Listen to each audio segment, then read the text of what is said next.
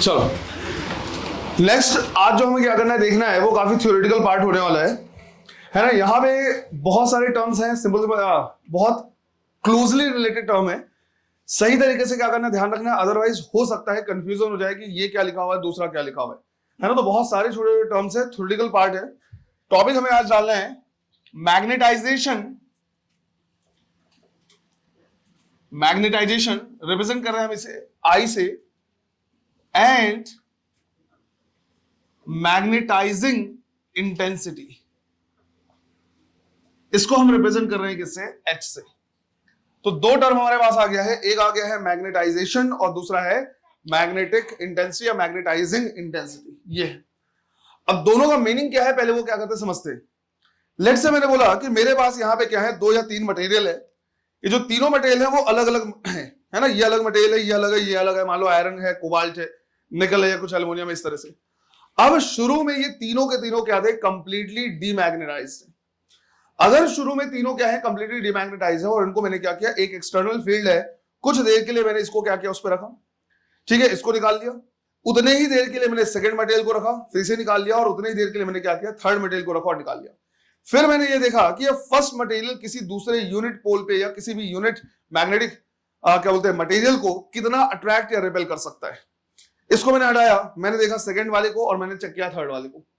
अब इन तीनों में से मैंने ये पाया कि जो सेकंड मटेरियल था वो सबसे ज्यादा क्या कर रहा था, दूसरे यूनिट पोल को अट्रैक्ट या रिपेल कर रहा था। तो मैं ये कह सकता हूं कि ये जो मटेरियल है, सिंस तीनों क्या था, same material same magnetic field में थे, इसने अपने आप को क्या कर लिया है, सबसे ज्यादा मैग्नेटाइज कर लिया है। तो किसी भी मटेरियल की वो प्रॉपर्टी जो ये इंडिकेट करती है कि वो अपने आप को कितना मैग्नेटाइज कर सकता है किसी गिवन एक्सटर्नल फील्ड में, इज नोन एज मैग्नेटाइजेशन।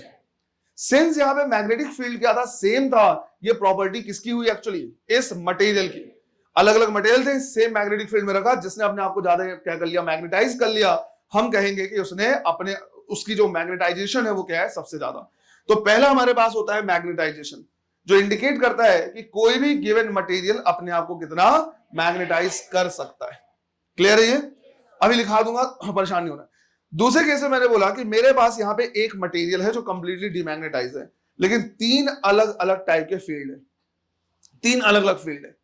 मैंने क्या किया है, इस मटेरियल को पहले फील्ड में रखा, थोड़ी देर तक निकाला और चेक किया कि कितना किसी दूसरे को क्या कर सकता है, अट्रैक्ट या रिपेल कर सकता है। फिर मैंने इसको कंप्लीटली डीमैग्नेटाइज किया। सेम मटेरियल को मैंने रखा किसमें, दूसरे फील्ड में, उसको चेक किया, और फिर इसको डीमैग्नेटाइज करने के बाद रखा किसमें, थर्ड मटेरियल। मैंने पाया कि जब मैं तीनों अलग अलग फील्ड में सेम मटेरियल को रख रहा हूं, सेम टाइम तक रख रहा हूं, तो जब मैंने इसे थर्ड फील्ड में क्या किया था, रखा था, तो ये क्या कर रहा है, दूसरे मैग्नेट को ज्यादा अट्रैक्ट या रिपेल कर रहा है। क्या अब इस मटेरियल की कोई प्रॉपर्टी यहां पे देखने मिलेगी? नहीं। इसका ये कितना अट्रैक्ट या रिपेल कर सकता है, ये एक्चुअल प्रॉपर्टी ऑफ किसकी हुई, फील्ड की। तो फील्ड की वो प्रॉपर्टी जो इंडिकेट करता है कि किसी गिवन मटेरियल को कितना मैग्नेटाइज कर पाएगा, that is known as magnetizing intensity. Difference हुआ दोनों, क्लियर? ये डिफरेंस है दोनों में। तो हमें क्या करना है, सबसे पहले लिखना है magnetisation.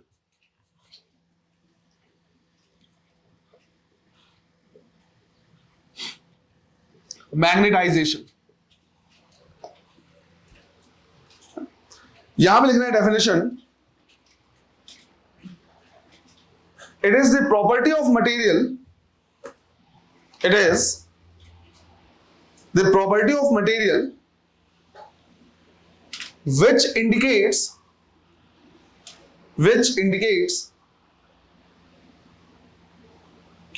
how much a material can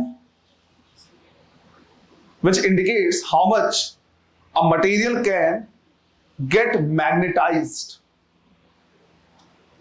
How much a material can get magnetized. तो ये इंडिकेट करता है कि कोई भी मटेरियल अपने आप को कितना मैग्नेटाइज कर सकता है। इसको हम क्या करते हैं, लिखते हैं I is equal to magnetic moment per unit volume. इसको रिप्रेजेंट किया जाता है magnetic moment per unit volume, क्योंकि ये जो है वो मटेरियल की प्रॉपर्टी है। अब ऑब्वियस बात है, अगर एक बड़ा मटेरियल हम क्या करेंगे, लेंगे, तो उसमें नंबर ऑफ डोमेन ज्यादा होंगे। जितना ज्यादा नंबर ऑफ डोमेन्स होगा उतने ज्यादा अट्रैक्ट या रिपेल कर सकता है। तो ऐसा थोड़ी कि एक मटेरियल है, मान लो लोहे का मटेरियल है, छोटा सा टुकड़ा एक बड़ा सा टुकड़ा, तो बोलेंगे वो ज्यादा अच्छा मटेरियल है, नहीं। इसलिए हम हमेशा क्या देखते हैं, magnetic moment per unit volume. तो चाहे छोटा सा लोहे का टुकड़ा हो चाहे बड़ा सा लोहे का टुकड़ा हो, उसकी मैग्नेटाइजेशन जो होगा वो क्या होगा, सेम होगा। अगर हम यहां से क्या करें, यूनिट की बात करें, क्योंकि बहुत सारे सिमिलर टर्म्स आने वाले हैं, तो यूनिट का ध्यान रखना बहुत जरूरी हो जाता है, बहुत कंपलसरी हो जाता है। ये होता है एम्पियर मीटर स्क्वायर और डिवाइड बाय क्या है, मीटर क्यूब। तो ये क्या हो जाएगा, ampere per metre, ampere per metre. अगर मैं चाहूं तो इसी फॉर्मूले को थोड़ा सा मॉडिफाई कर सकता हूं। जैसे मुझे पता है कि मैग्नेटिक मोमेंट को हम लिख सकते हैं pole strength multiplied by length, और इसी तरह से जो भी वॉल्यूम है उसको हम लिख सकते हैं उसका cross section area into length. ये कैंसिल होके एक और फॉर्मूला हमें मिल जाएगा m डिवाइड बाई ए। एक और फॉर्मूला मिल गया m डिवाइड बाई ए, जहां पे m जो है वो क्या कहलाएगा, पोल स्ट्रेंथ। अब होता यह है कि जब कोई मटेरियल हमने क्या क्या लिया है, उसने अपने आप को क्या कर लिया, मैग्नेटाइज कर लिया है, तो उसका खुद का मैग्नेटिक फील्ड जनरेट हो जाएगा। तो हमें जानना है कि भाई अगर कोई मटेरियल अपने आप को मैग्नेटाइज कर लिया है तो इसका खुद का कितना मैग्नेटिक फील्ड होगा। तो इसका खुद का मैग्नेटिक फील्ड हम क्या करते हैं, लिखते हैं BI is equal to mu times I. तो जब कोई मटेरियल अपने आप को क्या कर लेगा, मैग्नेटाइज कर लेगा, तो उसकी वजह से जो मैग्नेटिक फील्ड वहां पे प्रेजेंट होगा वो हो जाएगा कितना, म्यू टाइम्स आई, जिसको हम लिख रहे हैं BI के बराबर। समझ में आ रहा है ये? तो यहां पे जो BI इंडिकेट कर रहे हैं वो क्या है, किसी भी मटेरियल जब खुद मैग्नेटाइज हो गया है तो उसका क्या है, मैग्नेटिक फील्ड। क्लियर है ये? यहां तक लिखना है। उसके बाद लिखना है मैग्नेटाइजिंग इंटेंसिटी। इसमें लिखना है it is the property of field, it is the property of field which indicates, it is the property of field which indicates how much it can magnetize, how much it can magnetize a given material, a given material। तो ये किसकी property हो गई, field की, है ना। ये property हो गई फील्ड की कि किसी मटेरियल को ये कितना मैग्नेटाइज कर सकता है। इसका भी जो यूनिट होता है वो सेम इसी के जैसा होता है, ये होता है क्या, एम्पियर मीटर। और अगर कहीं पे मैग्नेटाइजिंग इंटेंसिटी है तो इसका खुद का मैग्नेटिक फील्ड होगा। तो इसका जो मैग्नेटिक फील्ड लिखा जाता है वो लिखा जाता है B naught is equal to mu naught into H. तो दोनों सिमिलर टाइप के फॉर्मूले होते हैं। यहाँ पे म्यू नॉट इंटू आई मटेरियल का मैग्नेटिक फील्ड, और mu naught into H external magnetic field, या फिर किसी भी यहाँ पे एक्सटर्नल जो फील्ड या इंटेंसिटी है उसका मैग्नेटिक फील्ड। क्लियर है ये? तो यहाँ पे इस तरह से क्या करना, लिखना है।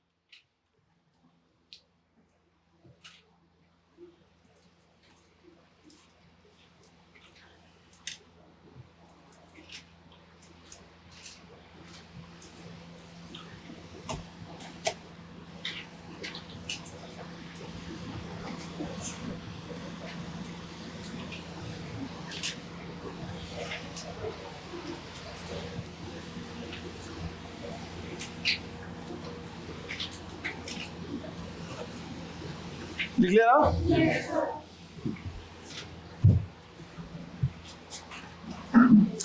अब देखो टॉपिक में बात बताऊंगा, पहले समझो इसको। लेट्स से हमने यहां पे क्या लिया है, एक सोलेनॉइड लिया हुआ है, और सोलेनॉइड के अंदर में हमने क्या किया, एक कोर इंसर्ट कर दिया। किसी भी मटेरियल का हो सकता है ये, पर ये जो कोर है वो शुरू में क्या है, कंप्लीटली डिमैग्नेटाइज है। अब अगर ये कंप्लीटली डिमैग्नेटाइज है, इसका मतलब ये हुआ कि इसके पास कोई मैग्नेटिक फील्ड नहीं है। लेकिन फिर हमने क्या किया, सोलेनॉइड में करंट फ्लो कराना शुरू किया। जब सोलेनॉइड में करंट फ्लो कराएंगे तो यहां पे क्या होगा, मैग्नेटिक फील्ड जनरेट होगा, और ये जो कोर है वो धीरे धीरे खुद क्या होने लगेगा, मैग्नेटाइज होने लगेगा। जब ये भी मैग्नेटाइज हो जाएगा तो इसका भी मैग्नेटिक फील्ड होगा। अब अगर मैं यहां पे क्या करूं, चेक करो कि भाई कोर के अंदर में नेट मैग्नेटिक फील्ड कितना होगा, तो हम लिखेंगे एक तो जो बाहर का मैग्नेटिक फील्ड था B नॉट, और दूसरा साथ ही साथ इसका खुद का मैग्नेटिक फील्ड है BI। तो नेट मैग्नेटिक फील्ड हो जाएगा B नॉट प्लस BI। इसको अगर हम लिखें तो इसको लिख सकते हैं क्या, म्यू नॉट H, और इसे लिख सकते हैं क्या, म्यू नॉट I। ये हो जाएगा क्या, B। यहां से म्यू नॉट को कॉमन निकाल सकते हैं, क्या बचेगा, H प्लस I। दोनों साइड हम क्या कर रहे हैं, H से डिवाइड कर दे रहे हैं। तो हमने लिखा ऑन डिवाइडिंग बाय H। अगर हम इसे क्या करते हैं, H से डिवाइड कर दे, तो यहां पे हमें मिलेगा लेफ्ट हैंड साइड में B by H, right hand side में म्यू नॉट, ब्रैकेट में H बाई H कितना हो जाएगा, 1, और हो जाएगा I बाई H। अब देखो B naught is equal to, हमने लिखा था म्यू नॉट H, तो B should be equal to mu into H। या फिर हम लिख सकते हैं कि भाई B डिवाइड बाई H की वैल्यू कितनी होगी, म्यू के बराबर। तो इस टर्म को हम रिप्लेस कर रहे हैं किससे, म्यू से। ये हो गया म्यू नॉट 1 प्लस, और जो I बाई H है इसके लिए हम एक नया टर्म यूज करते हैं, राइट, सिंबल को बोलते हैं साई, और इसका नाम होता है मैग्नेटिक ससेप्टिबिलिटी। इसको बोला जाता है मैग्नेटिक ससेप्टिबिलिटी, है ना। तो इसको हमने रिप्लेस कर दिया किससे, साई से। अभी थोड़ा और डिटेल में बात करेंगे। म्यू नॉट को मैं इधर ले आऊं तो mu divide by mu naught is equal to 1 plus psi, और इसको रिप्लेस किया जा सकता है किससे, रिलेटिव परमेबिलिटी से। तो relative permeability is equal to आ रहा है 1 प्लस साई। अब समझते हैं कि जो साई आया है जिसको हम क्या कह रहे हैं, मैग्नेटिक ससेप्टिबिलिटी, ये है क्या, राइट, मैग्नेटिक ससेप्टिबिलिटी है क्या। जैसे नाम से समझ में आ रहा है कि ये बताता है कि वो कितना ससेप्टेबल है, राइट। ससेप्टिबिलिटी का मतलब होता है प्रवृत्ति, कितनी उसकी प्रवृत्ति है, कितनी क्या है, कितना वो ससेप्टेबल है कि अपने आप को क्या कर पाए, मैग्नेटाइज कर पाए। तो सवाल आता है सर लेकिन यही चीज तो हमने आई से देख ही लिया था भाई, इंटेंसिटी ऑफ मैग्नेटाइजेशन, या सॉरी सिर्फ मैग्नेटाइजेशन भी बोले तो ये भी तो यही इंडिकेट कर रहा है कि कोई मटेरियल अपने आप को कितना मैग्नेटाइज कर सकता है। बट दिक्कत ये हो जाती है कि लेट्स से मैंने बोला कि भाई एक मटेरियल है मेरे पास जिसको मैंने क्या किया है, अलग फील्ड में रखा है, दूसरा मटेरियल है उसको अलग फील्ड में रखा है। इनमें से अगर ऐसा हुआ कि एक मटेरियल अपने आप को ज्यादा मैग्नेटाइज कर लिया है, तो दिक्कत यह है कि हमें ये नहीं पता कि वो इसकी प्रॉपर्टी है, फील्ड की प्रॉपर्टी है। हो सकता है ये उतना अच्छा मटेरियल ना हो लेकिन फील्ड क्या हो, स्ट्रांग हो। तो हमें क्या करना होता है, पर यूनिट फील्ड देखना होता है, पर यूनिट एच देखना होता है। जिनको अभी भी समझ में नहीं आया, इसको ऐसे समझो कि लेट से मैंने बोला कि भाई दो टीम है, टीम ए है और टीम बी है, राइट, टीम ए और टीम बी। टीम ए ने टोटल 1200 रुपीज क्या किए हैं, डोनेट किए हैं।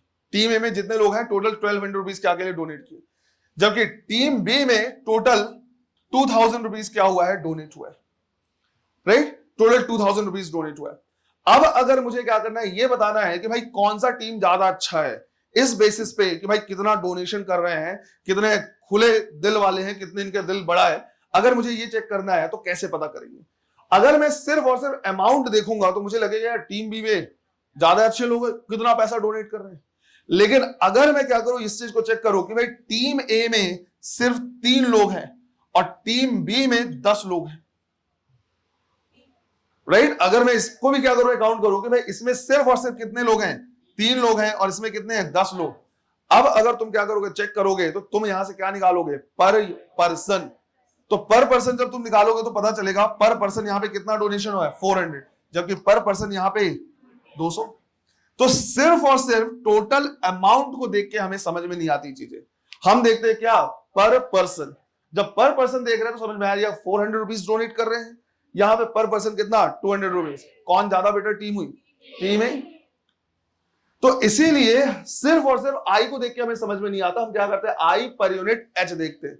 कहने का मतलब है सबके लिए जो एक्सटर्नल फील्ड है अगर वो हम क्या करते हैं, सेम कर दे, तो आई पर यूनिट एच से हमें क्या होगा, ट्रू पता चल जाएगा कि कौन ज्यादा ससेप्टेबल है या नहीं है। इसलिए हमने यहां पे क्या किया है, देखा है मैग्नेटाइजेशन पर यूनिट, इसको आई बाई एच को क्या लिखेंगे, magnetization per unit magnetizing intensity. Per unit हमें कभी कभी देखना होता है सही चीजों को क्या करने के लिए, समझने के लिए। बात आई समझ में, इसलिए हमने इसको क्या कर दिया, डिवाइड कर दिया। ये कहलाता है क्या, मैग्नेटिक ससेप्टिबिलिटी। तो बेसिकली यहां पे हमने और कुछ नहीं बल्कि निकाला है relation between relative permeability and magnetic susceptibility. तो यहां पे हमारे पास क्या आ रहा है, एक टर्म आ रहा है मैग्नेटिक ससेप्टिबिलिटी। अब एक चीज का ध्यान रखना है कि mu divide by mu naught, mu आ रहा है, ये क्या है, यूनिटलेस। अगर ये यूनिटलेस है तो इसको भी क्या होना चाहिए, यूनिटलेस होना चाहिए। तो ये जो टर्म है वो क्या है, यूनिटलेस है। और ये इंडिकेट करता है कि कोई भी मटेरियल अपने आप को कितना एक्चुअली कितना ससेप्टेबल है कि वो अपने आप को क्या कर पाएगा, मैग्नेटाइज कर पाएगा। और ये एक्चुअली इससे हम बता पाएंगे कि कोई भी मटेरियल ज्यादा बेटर मैग्नेट बनेगा या नहीं बन पाएगा इस तरह से। और इसी के बेसिस पे कि ससेप्टिबिलिटी कितनी है और रिलेटिव परमिबिलिटी कितनी है, हम यहाँ पे जितने टाइप के मटेरियल होते हैं उसको क्या करते हैं, डिवाइड करते हैं 3 पार्ट में। एक होता है हमारे पास डायमैग्नेटिक मटेरियल, दूसरा पैरामैग्नेटिक और तीसरा फेरोमैग्नेटिक। तो इन्हीं के बेसिस पे हम क्या करते हैं, टाइप्स ऑफ मैग्नेटिक मटेरियल भी देखते हैं। क्लियर है ये। तो टॉपिक डालना है रिलेशन बिटवीन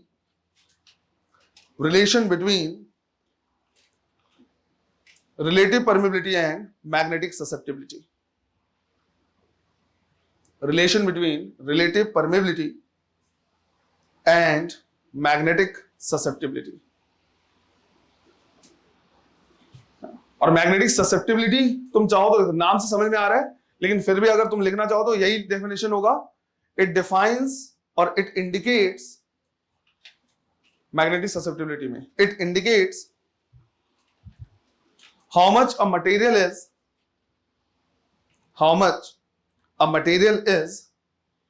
susceptible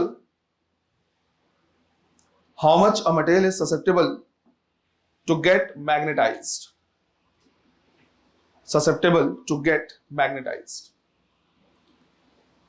तो नाम से ही क्या हो रहा है समझ में आ रहा है। और यहां तक क्या करना है ध्यान रखना है, और ये जो रिलेशन आया है ये इंपॉर्टेंट है, ये भी ध्यान रखना है। चलो नोट करो इसे।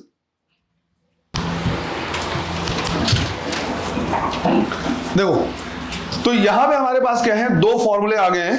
एक फॉर्मूला है हमारे पास relative permeability is equal to 1 plus psi, और दूसरा है जहां पे साई है वो क्या है, आई बाई एच का रेशियो है। अब इनके बेसिस पे, आई के बेसिस पे, ससेप्टिबिलिटी रिलेटिव परमिबिलिटी के बेसिस पे हम क्या कर रहे हैं, देख रहे हैं टाइप्स ऑफ मैग्नेटिक मटेरियल।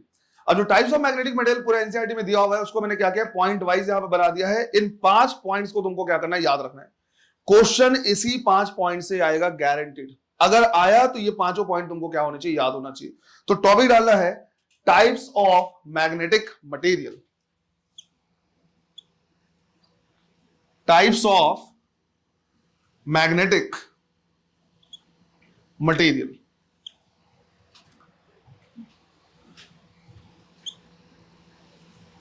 सबसे पहला है diamagnetic material.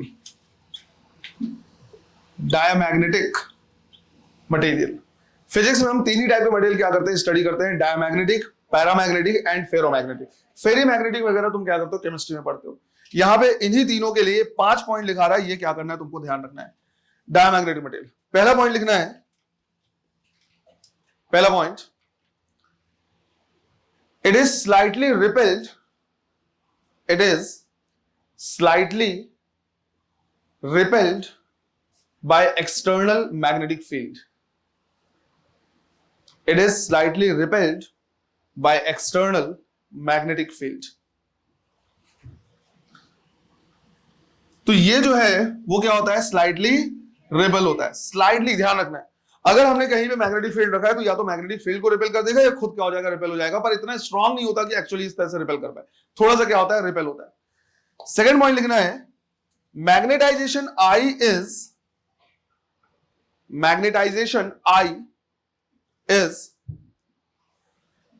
Small and negative.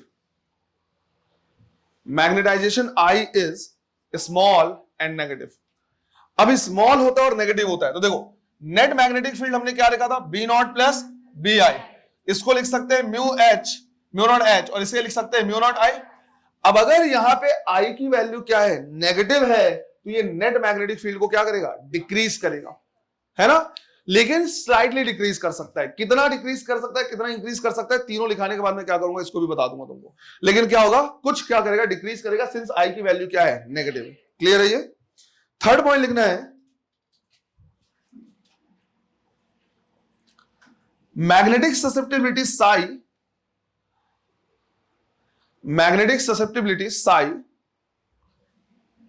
Is small negative and temperature independent. Small negative and temperature independent. तो जो ससेप्टिबिलिटी है उसकी वैल्यू भी क्या होती है, स्मॉल होती है, नेगेटिव होती है और टेम्परेचर पे डिपेंड नहीं करता। टेम्परेचर इंक्रीज कर ले चाहे डिक्रीज कर ले, ससेप्टिबिलिटी में कोई अंतर नहीं आएगा। और स्मॉल और नेगेटिव कहने का मतलब है ऐसे होता है लगभग -0.2, -0.3, -0.4, इस तरह से, बहुत ज्यादा माइनस नहीं होता। तो नेक्स्ट पॉइंट ये था। अब सिंस इसकी वैल्यू क्या है, स्मॉल नेगेटिव है, स्मॉल है और नेगेटिव है, जैसे -0.5, -0.3, तो 1 -0.3 -0.4 करेंगे तो म्यू आर की वैल्यू क्या हो जाएगा, लेस देन 1। तो नेक्स्ट पॉइंट लिखना है, relative permeability relative permeability is less than unit. Relative permeability is less than unit. तो तुम चाहो तो यहां से भी क्या कर सकते हो, समझ सकते हो। जैसे मैंने बोला था कि अगर मान लो मैग्नेटिक फील्ड इनसाइड सोलेनॉइड लिखते हैं क्या, म्यू नॉट एन आई, लेकिन अगर कोई इंसर्ट कर दे, कोई कोर इंसर्ट कर दे, तो mu naught into mu R हो जाएगा। अब सिंस म्यू आर की वैल्यू लेस देन 1 है, लेस देन 1 से मल्टीप्लाई करेंगे तो नेट मैग्नेटिक फील्ड क्या होगा, डिक्रीज होगा। तो तुम चाहो तो यहां से समझ सकते हो कि भाई ये माइनस होगा, तुम चाहो तो यहां से समझ सकते हो कि लेस देन 1 है तो नेट मैग्नेटिक फील्ड क्या हो जाएगा, डिक्रीज हो जाएगा, है ना। तो लेस देन क्या होता है, यूनिट होता है। और उसके बाद क्या करना है, याद रखना है 5th पॉइंट में इसके एग्जांपल। इसके एग्जांपल में आता है बिस्मथ, लेड, H2O और जितने भी इनर्ट गैसेस। तो यहां पे मैं, मुझे सिर्फ 2-3 एग्जांपल याद है, मैं वही तुमको लिखा रहा हूं, बट रिकमेंडेशन ये है कि एनसीईआरटी से जितने एग्जांपल हैं उसको तुमको क्या कर लेना, लिख लेना है। रीजन ये है कि अगर बहुत ही बेकार टाइप का क्वेश्चन उसने क्या क्या फ्रेम किया, तो ये बेकार टाइप का क्वेश्चन ऐसा हो सकता है कि जो मटेरियल दिया है वो कौन सा मटेरियल है, पैरामैग्नेटिक, फेरोमैग्नेटिक, फेरीमैग्नेटिक, ऐसा करके पूछ सकता है। या ये पूछ सकता है कि इनमें से कौन सा मटेरियल पैरामैग्नेटिक है या डायमैग्नेटिक है या फेरोमैग्नेटिक है। तो एग्जांपल्स तुमको वो याद होनी चाहिए, एटलीस्ट वो जो एनसीईआरटी में दिए हुए हैं। तो यहां पे मैं 2 या 3 लिखा रहा बस, बाकी जितने भी रिमेनिंग एग्जांपल है वो तुमको क्या कर लेने, एनसीईआरटी से नोट कर लेने। क्लियर है ये? Yes.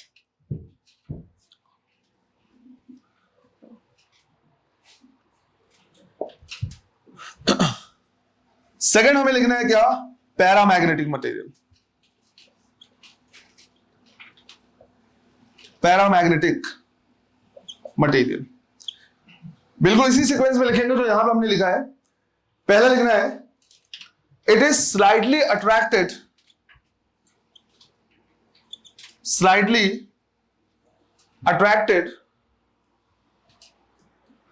in presence of external magnetic field. Slightly attracted in presence of external magnetic field. तो अट्रैक्ट होता है लेकिन उतना नहीं, है ना। स्लाइटली क्या होता है, अट्रैक्ट होता है। सेकेंड पॉइंट लिखना है, magnetization I is small and positive. Magnetization I is small and positive. तो स्मॉल है और क्या है, पॉजिटिव है। अगर पॉजिटिव है इसका मतलब ये क्या करेगा, कुछ मैग्नेटिक फील्ड क्या करेगा, इंक्रीज करेगा। बहुत ज्यादा नहीं पर थोड़ा मोड़ा क्या कर सकता है, इंक्रीज कर सकता है। तीसरा पॉइंट हमारे पास, psi is small, positive and temperature dependent. Psi is small, positive and temperature dependent. अब टेम्परेचर पे डिपेंड करता है, तो कैसे करता है, इनवर्सली प्रोपोर्शनल होता है किसके, टेम्परेचर के। तो जो साई होता है वो इनवर्सली प्रोपोर्शनल होता है टेम्परेचर के। This is known as Curie's law. इसको बोलते हैं क्या, क्यूरीज लॉ, है ना। यहां से ये बेसिकली ये बताना चाह रहा है कि भाई जब हम टेम्परेचर क्या करते हैं, इंक्रीज करते हैं, तो जो डोमेन्स प्रॉपर अलाइंड होते हैं उनका रैंडमनेस थोड़ा सा क्या होने लगता है, बढ़ने लगता है, जिसकी वजह से मैग्नेटिक जो प्रॉपर्टी है वो थोड़ी सी क्या हो जाती है, कम हो जाती है ना। ससेप्टिबिलिटी थोड़ी सी क्या होती है, कम होती है ना। तो टेम्परेचर पे क्या करता है, डिपेंड करता है। Fourth point, relative permeability is slightly greater than unit, is slightly greater than unit. तो 1 से थोड़ा सा ज्यादा होता है पर उतना ज्यादा नहीं होता है। तो यहां भी तुम चेक कर सकते हो कि अगर म्यू आर की वैल्यू 1 से ज्यादा है तो नेट मैग्नेटिक फील्ड थोड़ा सा क्या हो जाएगा, बढ़ जाएगा। चाहे तो ऐसे भी चेक कर सकते हो। और फिफ्थ पॉइंट है इसका example, sodium, calcium, aluminium etcetera. Sodium, calcium, aluminium etcetera. Remaining example तुमको क्या करने हैं, एनसीईआरटी से लिख ही लेना एक बार, है ना। एनसीईआरटी से लिख लेना। फिर तीसरा है हमारे पास फेरोमैग्नेटिक मटेरियल। फेरोमैग्नेटिक मटेरियल, पहला point, it is strongly attracted, it is strongly attracted in presence of magnetic field. Strongly attracted in presence of magnetic field या by external magnetic field. तो ये जो होता है वो क्या होता है? स्ट्रांगली अट्रैक्टेड होता है. सेकेंड पॉइंट है magnetization I is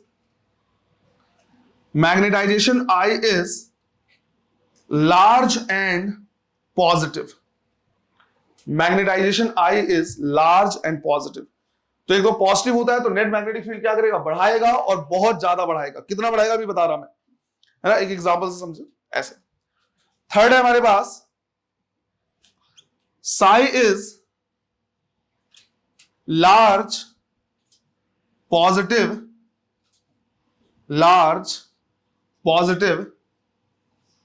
and temperature dependent. Large, positive and temperature dependent, है ना? यहां पे जो फॉर्मूला है वो है psi inversely proportional to 1/t minus TC. जहां पे जो T की वैल्यू होगी वो TC से हमेशा क्या होगा? ज्यादा होगा.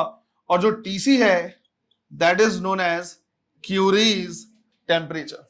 क्यूरीज टेम्परेचर का मतलब ये, हमको जैसे पता है टेम्परेचर बढ़ाने से इसकी मैग्नेटिक ससेप्टिबिलिटी क्या होगी? कम होगी. तो क्यूरीज टेम्परेचर वो टेम्परेचर है जिसमें कोई फेरोमैग्नेटिक मटेरियल पैरामैग्नेटिक मटेरियल की तरह क्या करने लगता है? बिहेव करने लगता है. क्योंकि जैसे ये टेम्परेचर इंक्रीज करेंगे वो अपनी प्रॉपर्टी, मैग्नेटिक प्रॉपर्टी धीरे धीरे क्या करेगा? लूज करेगा. और फेरोमैग्नेटिक मटेरियल होने के बावजूद कैसा बिहेव करने लगेगा? पैरामैग्नेटिक. उसी को बोलते हैं क्या? Curies temperature. तो इसको लिखना है और नीचे लिखना है क्यूरीज टेम्परेचर.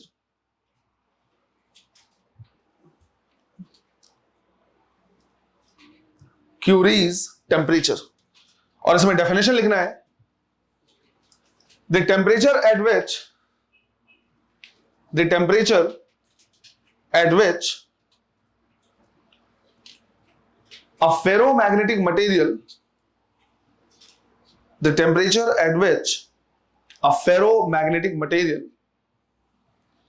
behaves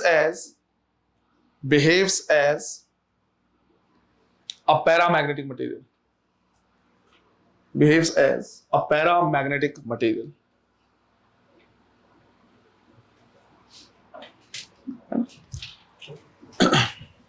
ठीक. फोर्थ पॉइंट है relative permeability mu are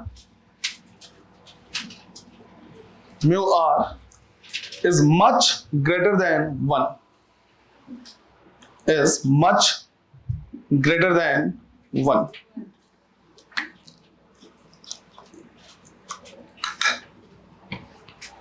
For example, iron, cobalt, nickel और एक एलॉय है हमारे पास एलनिको, है ना? नाम समझ में आ रहा है, एल्यूमिनियम, निकल और कोबाल्ट का. इसी तरह से और भी एग्जांपल्स हैं जिसको तुमको क्या करना है? एक बार एनसीईआरटी से नोट कर लेना है.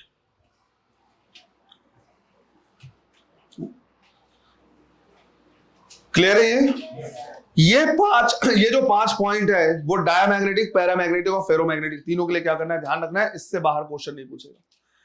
अब हमें ये थोड़ा सा क्या करना है? जानना है. हालांकि हम न्यूमेरिकल्स करेंगे तो भी समझ में आ जाएगा, लेकिन हमें जानना है कितना इंक्रीज करते हैं. तो लेट्स अज्यूम कि जो हमारे पास बी नॉट है वो है 100 यूनिट या 1000 यूनिट, मान लो 100 या 1000 यूनिट है. तो अगर मेरे पास यहां पे क्या है? डायमैग्नेटिक मटेरियल है, तो ये क्या करेगा? डिक्रीज करेगा. कितना डिक्रीज करेगा? शायद 0.1 यूनिट या मैक्सिमम 1 यूनिट ऐसे. तो 100 यूनिट अगर एक्सटर्नल मैग्नेटिक फील्ड है तो अगर डायमैग्नेटिक मटेरियल क्या करेंगे? इंसर्ट करेंगे तो 0.1 to 1 यूनिट ही क्या करेगा? डिक्रीज करेगा. मतलब एक तरीके से नेग्लिजिबल होगा, इतना डिक्रीज कर देगा. इसी तरह से अगर वहां पे हमने पैरामैग्नेटिक मटेरियल इंसर्ट कर दिया है तो वो इतना ही लगभग क्या करेगा? इंक्रीज करेगा. तो इंक्रीज करेगा पर वही 0.1 यूनिट या 1 यूनिट हार्डली, तो काफी कम है.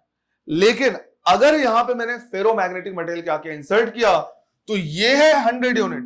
ये खुद उससे क्या हो जाएगा? मैग्नेटाइज होगा. और मैग्नेटाइज होने के बाद इसका जो फील्ड इंक्रीज होगा वो हो सकता है 10,000 to 1 लाख यूनिट क्या हो जाए? इंक्रीज हो जाए.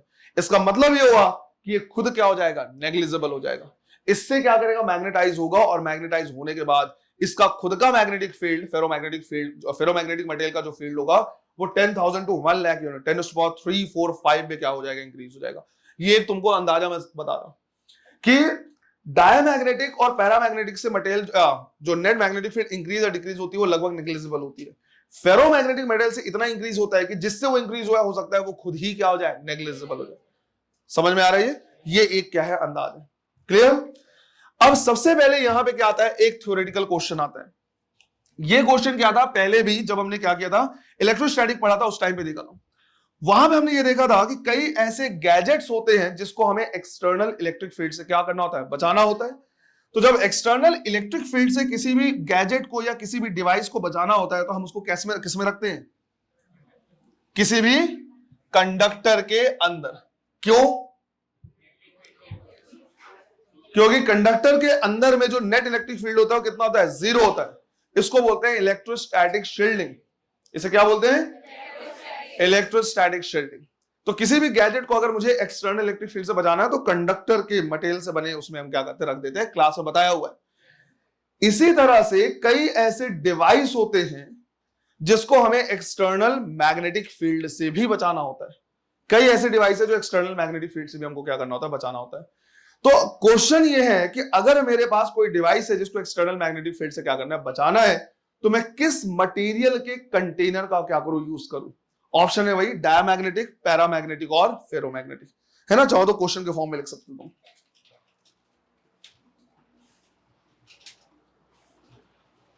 To protect a device from external magnetic field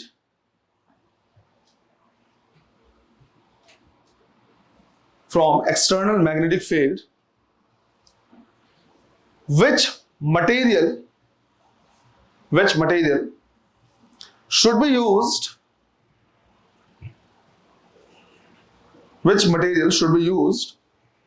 for the container, option A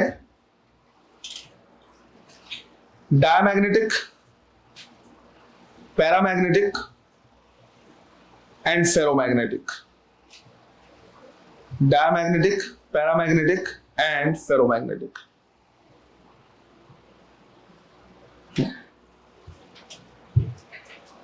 क्या होगा आंसर?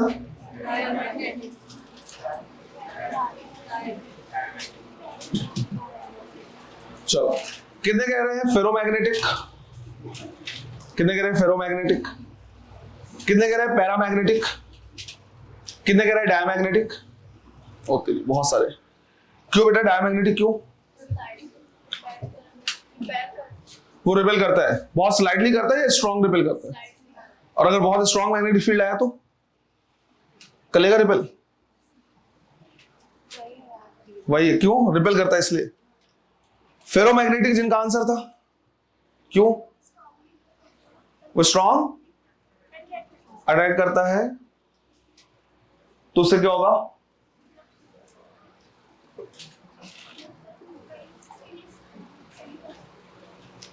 चलो देखो, यहां पे इस चीज को ध्यान रखना है कि जो कंटेनर का वॉल होगा वो उस मटेरियल का बना होगा। अगर ये डायमैग्नेटिक है तो बाहर के साइड, अगर, क्योंकि वीकली रिपेल कर पाएगा। अगर कोई मटेरियल, कोई मैग्नेटिक फील्ड अंदर एंटर किया तो उसको रिपेल करके और इधर कर देगा, कंटेनर के अंदर रख देगा। और कंटेनर के अंदर क्या रखा हुआ है? मटेरियल रखा हुआ है।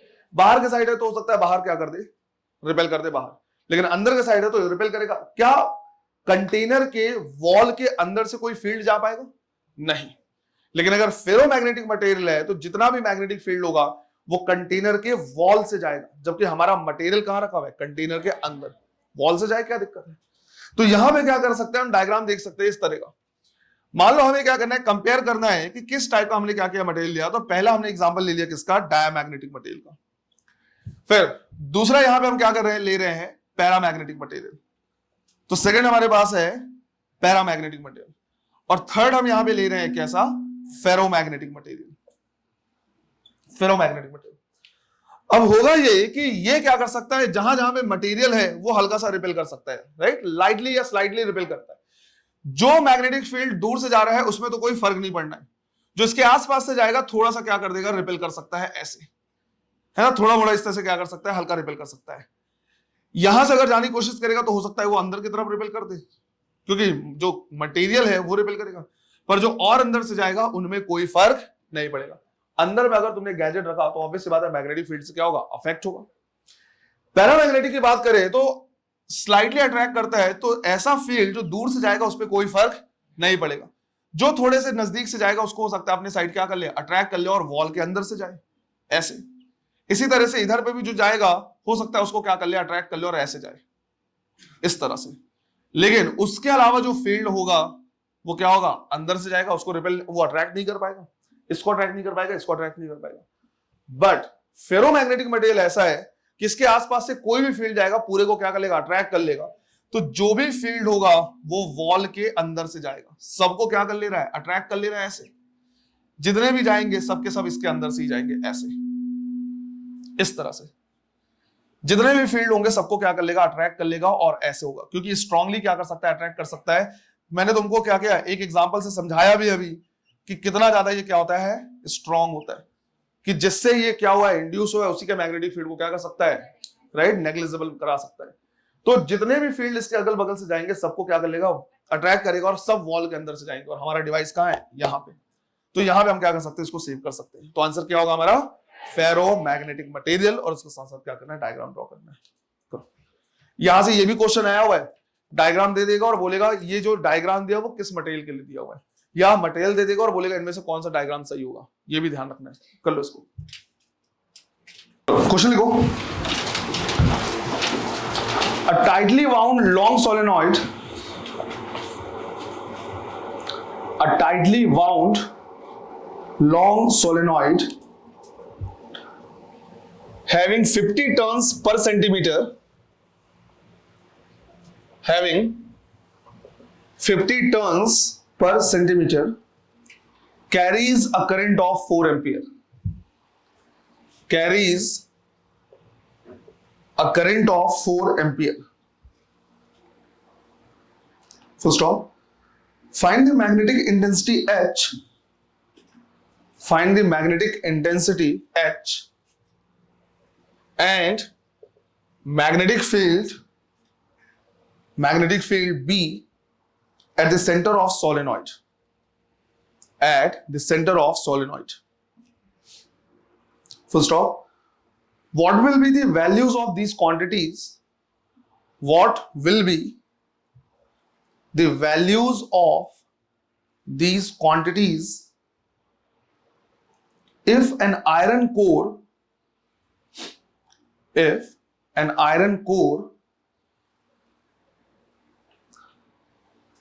having magnetization 4 into 10 to the power 6 ampere per meter, if an iron core having magnetization 4 into 10 to the power 6 ampere per meter is inserted as a core,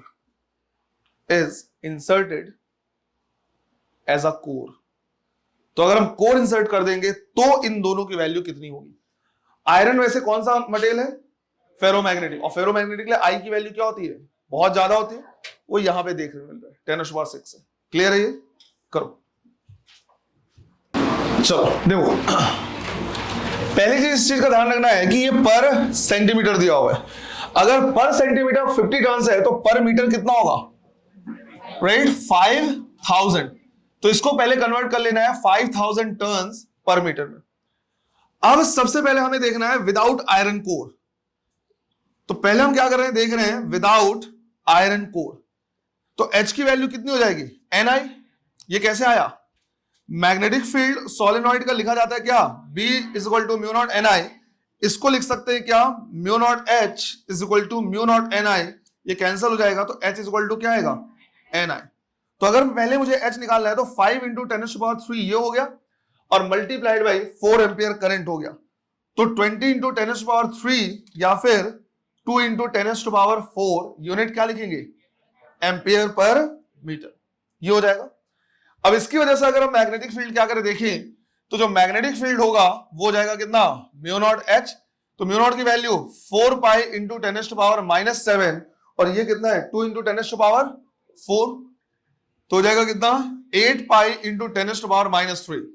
4 पाई की वैल्यू 12.5 बताया था, तो 8 पाई कितना 25 हो जाएगा लगभग, तो 25 मिली टेस्ला लिख सकते हैं। क्लियर है ये? तो 25 मिली टेस्ला है पहले विदाउट कोर। फिर अगर हम बात करें क्या विथ कोर, अगर विथ कोर की बात करें तो क्या H के फॉर्मूले में म्यू नॉट म्यू आर ये सब कुछ भी आ रहा है? नहीं, तो H में कोई चेंज नहीं आएगा। H अभी भी कितना रहेगा 2 into 10 power 4 ampere per metre, इसमें कोई चेंज नहीं आएगा। लेकिन अब जो मैग्नेटिक फील्ड हो जाएगा उसको लिखेंगे B naught plus B I. B naught की वैल्यू ऑलरेडी मैंने निकाली है 25 मिली टेस्ला, बी आई को लिखेंगे क्या म्यू नॉट आई। ध्यान रखना मैं मिली टेस्ला पूरा लिख रहा अभी है ना, तो milli tesla plus 4 pi into 10 power -7 multiplied by I की वैल्यू गिवन है 4 इंटू 10 पावर 6, जिससे आ जाएगा जो नेट मैग्नेटिक फील्ड लिखेंगे 25 मिली टेस्ला प्लस यहां पे कितना है 16 पाई। 16 पाई कितना हो जाएगा 50 है ना, और यहां पे क्या है 10 पावर -1 बच रहा है, तो 50 इंटू 10 पावर -1 मतलब कितना हो जाएगा 5 टेस्ला। मैं चाहूं तो इसको लिख सकता हूं या मैं चाहूं तो इसको क्या कर सकता हूं इग्नोर कर सकता हूं और मैं लिखूंगा नेट मैग्नेटिक फील्ड अब कितना हो जाएगा 5 टेस्ला। यही चीज मैं तुमको समझाने की कोशिश कर रहा था कि जब हम क्या करते हैं एक फेरोमैग्नेटिक मेटल इंसर्ट करते हैं तो उसकी वजह से मैग्नेटिक फील्ड इतना होता है कि जिससे वो जनरेट हुए खुद ही वो क्या कर सकते हैं नेग्लिजिबल मान सकता है। क्लियर है ये? है ना, ये मिली में है और ये क्या है टेस्ला में है, 1000 का अंतर है 1000 टाइम्स ऐसे। क्लियर है ये? जल्दी से नोट करो इसे। An ideal solenoid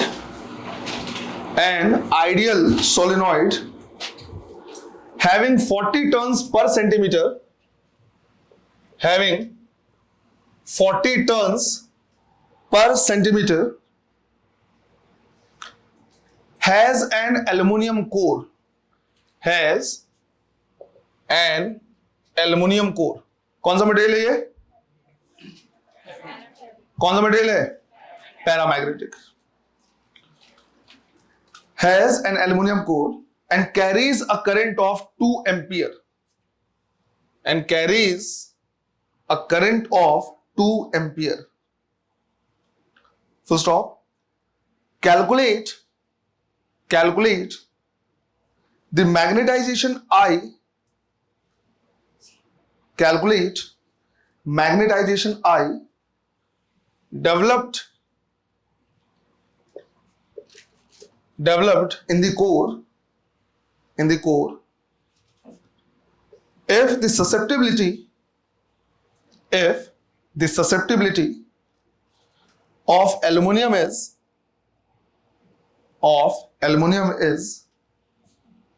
2.3 into 10 to power -5, 2.3 into 10 to power -5। Unit क्या होगा? यूनिट लेस होगा, है ना। पैरामैग्नेटिक के लिए साई क्या होता है? लेस देन 1, तो ये वैल्यू क्या है? Less than 1। चलो करो।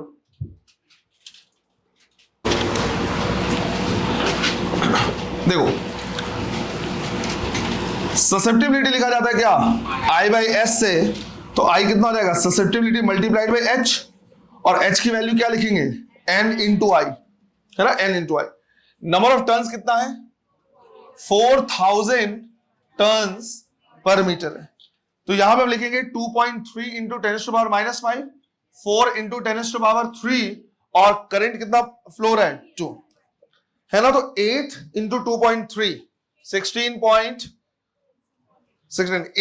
समथिंग आ जाएगा। 18.4 इंटू 10 टू पावर कितना -2, तो 0.184 एम्पियर पर मीटर। क्लियर है ये? हो सकता है इस क्वेश्चन में ये भी बोल दे कि नेट मैग्नेटिक फील्ड बताओ, तो नेट मैग्नेटिक फील्ड कितना हो जाएगा म्यू नॉट H प्लस आई। क्लियर है ये? म्यू नॉट H प्लस आई। अब अगर ऐसा बोलेगा कि नेट मैग्नेटिक फील्ड हमें क्या करना है निकालना है, तो म्यू नॉट H प्लस आई लिखोगे। समझो यहां से अगर मैं H की वैल्यू क्या करता निकालता तो N इंटू आई होता, राइट। H की वैल्यू अगर निकालते N इंटू आई, N कितना गिवन है हमारे पास 4 इंटू 10 टू पावर 3, और करंट कितना है 2, तो ये हो गया 8 into 10 to power 3 ampere per metre. अब चेक करो I की वैल्यू 0.18 है और H की वैल्यू 8 इंटू 10⁻³ है। इसके साथ में अगर I को ऐड करूं भी तो मुझे पता है थोड़ा सा इंक्रीज हो रहा है, पर चाहे तो नेग्लिजिबल मान सकते हैं, और ऐसा होना ही चाहिए था। क्यों होना चाहिए था? क्योंकि मटेरियल कैसा है? पैरामैग्नेटिक। पैरामैग्नेटिक मटेरियल है तो I की वैल्यू क्या होती है? स्मॉल होता है, पॉजिटिव होता है, इंक्रीज करता है, पर उतना इंक्रीज नहीं करता। तो मैं यहीं से चाहूं तो क्या कर सकता हूं? नेग्लिजिबल मान सकता हूं कि I की वैल्यू क्या है? नेग्लिजिबल है। सीधा जो μ0H होगा वही नेट मैग्नेटिक फील्ड भी लगभग होगा। क्लियर है ये?